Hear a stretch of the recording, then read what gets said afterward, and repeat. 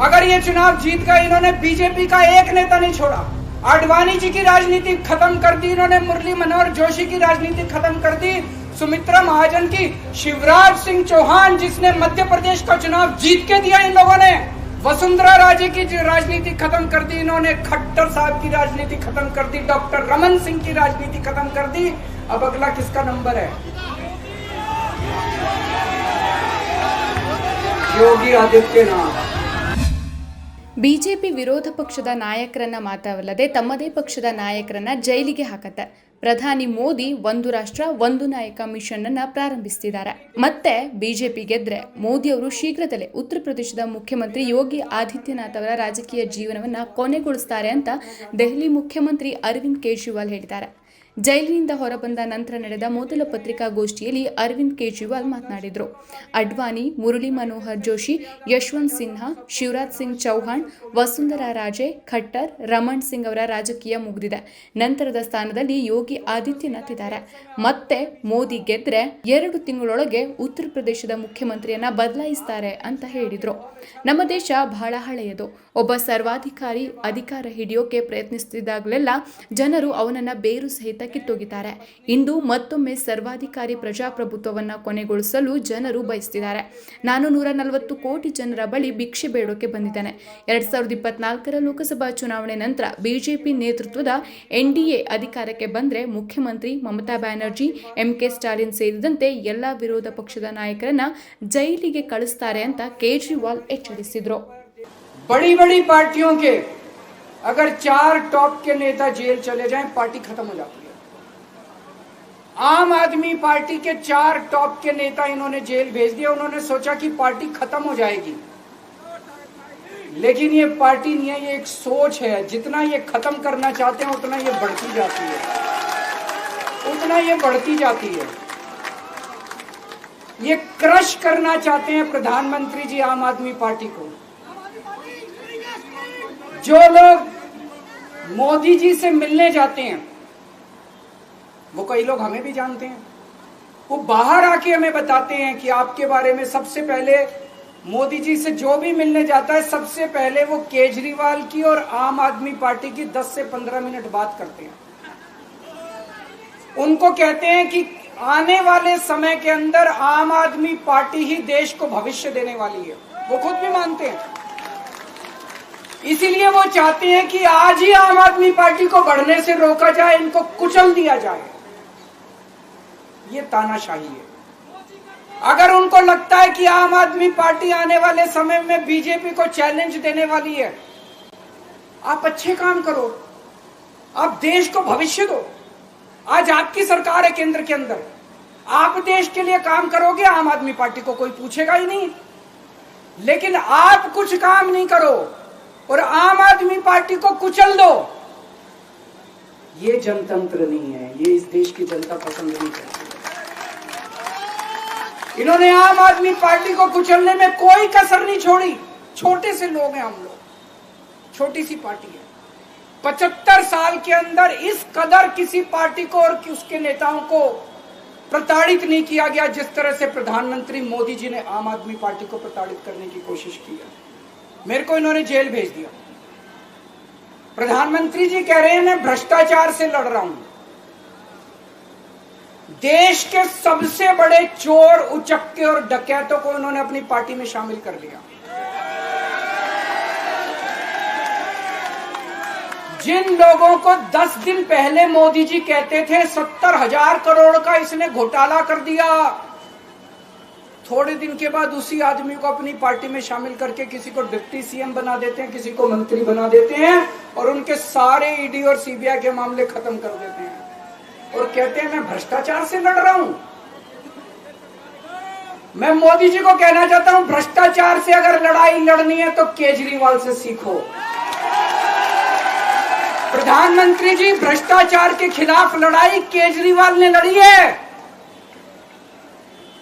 2015 में जब दिल्ली में हमारी सरकार बनी थी, हमारे एक मंत्री का एक ऑडियो मेरे पास किसी ने व्हाट्सएप कर दिया। उस ऑडियो में मेरा मंत्री किसी दुकान वाले से 5 लाख रुपए मांग रहा था। किसी मीडिया वाले को नहीं पता था, विपक्ष को नहीं पता था। आप लोगों को याद होगा, मैंने अपने खुद मंत्री को सीबीआई के हवाले कर दिया, जेल भेज दिया था अपने मंत्री को। ये होती है भ्रष्टाचार के खिलाफ लड़ाई। पंजाब के अंदर मेरा एक मंत्री भ्रष्टाचार में, मेरे को पता चला कि वो पैसे मांग रहा है। वहां पे मान साहब ने उसको, किसी को भी, विपक्ष को नहीं पता था, मीडिया को नहीं पता था, हमने अपने मंत्री को उठा के जेल में भेज दिया। तुम देश के सारे चोर उचक्के डकैतों को अपनी पार्टी में शामिल कर लो और केजरीवाल को जेल भेज दो और कहो मैं भ्रष्टाचार के खिलाफ लड़ रहा हूं। तो आप भ्रष्टाचार के खिलाफ नहीं लड़ रहे प्रधानमंत्री जी। आप देशवासियों को बेवकूफ मत समझो। देश बच्चे बच्चे की जुबान के ऊपर हो रहा है कि सारे चोर चक्कों को अपनी पार्टी में शामिल करके और ईडी और सीबीआई के सारे केस उनके रफा दफा कर दो। केजरीवाल को क्यों गिरफ्तार किया? केजरीवाल को गिरफ्तार करके उन्होंने एक मैसेज दिया है सारे देश को कि अगर मैं केजरीवाल को गिरफ्तार कर सकता हूं तो किसी को भी गिरफ्तार कर सकता हूं। कोई केस नहीं होगा, कोई मामला नहीं होगा, तब भी मैं तुमको गिरफ्तार कर सकता हूं। एक बेहद खतरनाक मिशन चालू किया हुआ है प्रधानमंत्री जी ने, बहुत ही खतरनाक। देशवासियों को यह समझने की, अब जब मैं बोलने जा रहा हूं, समझने की जरूरत है। उस मिशन का नाम है वन नेशन वन लीडर। देश के सारे नेताओं को खत्म करना चाहते हैं मोदी जी, और इसको 2 स्तर के ऊपर इस मिशन को चला रहे हैं। जितने विपक्ष के नेता हैं उनको जेल भेजेंगे, और जितने बीजेपी के नेता हैं उनको सबको निपटा देंगे, उनकी राजनीति खत्म करते जाएंगे, उनको सबको निपटाते जाएंगे।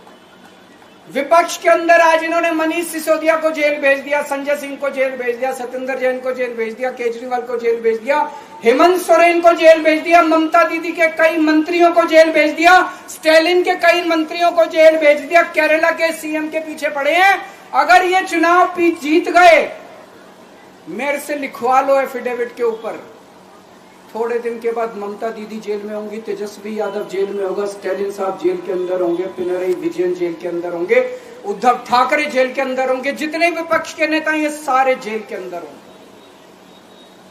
अगर ये चुनाव जीत गए, इन्होंने बीजेपी का एक नेता नहीं छोड़ा। आडवाणी जी की राजनीति खत्म कर दी इन्होंने, मुरली मनोहर जोशी की राजनीति खत्म कर दी, सुमित्रा महाजन की, शिवराज सिंह चौहान जिसने मध्य प्रदेश का चुनाव जीत के दिया इन लोगों ने, शिवराज सिंह चौहान ने उसको मुख्यमंत्री नहीं बनाया, उसकी राजनीति खत्म कर दी। वसुंधरा राजे की राजनीति खत्म कर दी इन्होंने, खट्टर साहब की राजनीति खत्म कर दी, डॉक्टर रमन सिंह की राजनीति खत्म कर दी। अब अगला किसका नंबर है? योगी आदित्यनाथ।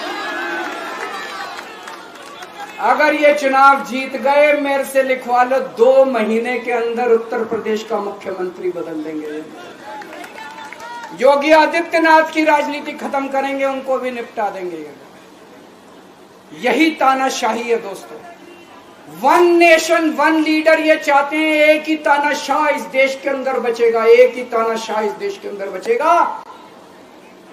हमारा देश बहुत महान है, 4000 5000 साल पुराना हमारा देश है। इसके पहले पिछले 4000 साल में कई मौके आए जब इस देश के ऊपर तानाशाहों ने कब्जा करने की कोशिश की, लेकिन हमारे देश के लोगों ने उन तानाशाहों का तख्ता उखाड़ के फेंक दिया। जब जब हमारे देश में ऐसा मौका आया कि तानाशाह ने हमारे देश के ऊपर कब्जा करने की कोशिश की, इस देश की जनता ने उसका तख्ता उखाड़ के फेंक दिया। आज एक तानाशाह इस देश से जनतंत्र खत्म करना चाहता है, आज एक तानाशाह इस देश से लोकशाही खत्म करना चाहता है। मैं पूरे तन मन धन से लड़ रहा हूं, संघर्ष कर रहा हूं उस तानाशाह के खिलाफ। 140 करोड़ लोगों का साथ चाहता हूं मैं। मेरे अकेले के करने से नहीं होगा। 140 आज मैं आप लोगों से भीख मांगने के लिए आया हूं, 140 करोड़ लोगों से, 140 करोड़ लोगों से भीख मांगने के लिए आया हूं। मेरे देश को बचा लो, मेरे भारतवर्ष को बचा लो, मेरा भारत बहुत महान है। इस तानाशाही से बचा लो मेरे दोस्त, मेरे देश को।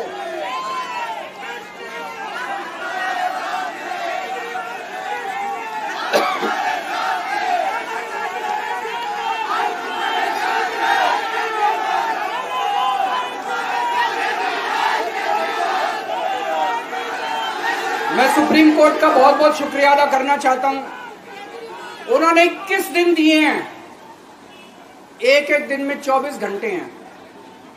मैं एक दिन में 24 में से 36 घंटे काम करूंगा, पूरे देश भर में घूमूंगा इस तानाशाही को रोकने के लिए। दोस्तों, जितनी मेरे अंदर ताकत है, मेरा सब कुछ कुर्बान है देश के लिए। मेरा तन मन धन सब कुछ कुर्बान है मेरे देश के लिए। मेरे खून का एक एक कतरा मेरे देश के लिए, मेरे शरीर का एक एक कतरा, मेरी जिंदगी का एक एक पल मेरे देश के लिए। मेरे देश को बचाने के लिए मैं पूरे देश में जाऊंगा। दोस्तों, अब एक बहुत महत्वपूर्ण बात करने जा रहा हूं, उसको ध्यान से सुनना। ये लोग इंडिया गठबंधन से पूछते हैं आपका प्रधानमंत्री कौन होगा।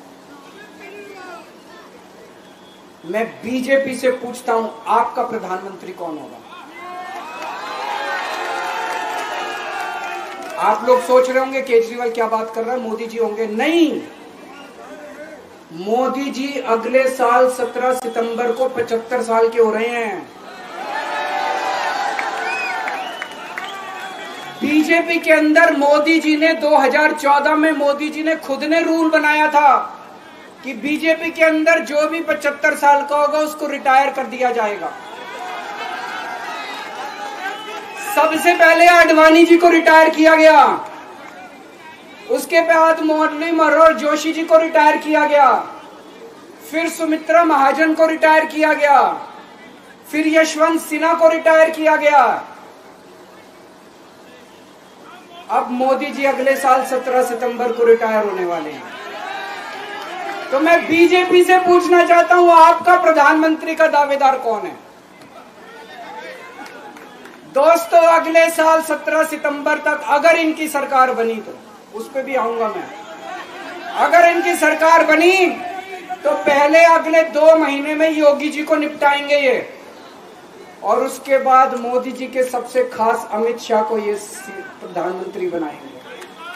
तो मैं लोगों को, देश के लोगों को आगाह करना चाहता हूं, मोदी जी अपने लिए वोट नहीं मांग रहे। मोदी जी अमित शाह को प्रधानमंत्री बनाने के लिए वोट मांग रहे हैं। मैं पूछना चाहता हूं मोदी जी से और अमित शाह जी से, ये मोदी की गारंटी पूरी कौन करेगा? क्या अमित शाह मोदी की गारंटी पूरी करेंगे? जब आप अगर जो वैसे तो मेरे को लगता है मैं भी आऊंगा उसके ऊपर, मुझे नहीं लगता इनकी सरकार बन रही है, लेकिन जो बीजेपी को वोट देने जाएं वो ये सोच के जाना कि आप मोदी जी के नाम पे वोट नहीं दे रहे, आप अमित शाह के नाम पे वोट दे रहे।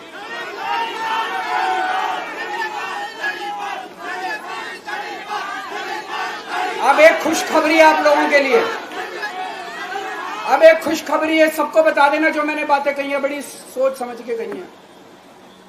वहां बैठ के यही सोच रहा था 50 दिन से।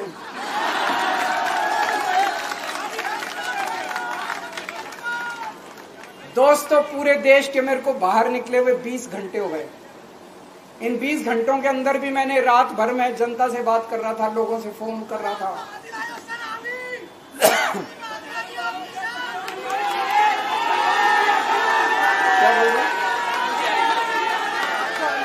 रात को आंधी आई थी,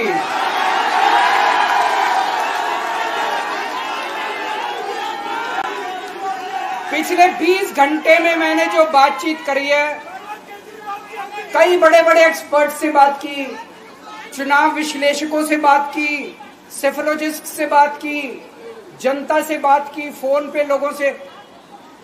मेरा अपना आकलन है कि 4 जून के बाद इनकी सरकार नहीं बन रही, मोदी सरकार नहीं बन रही।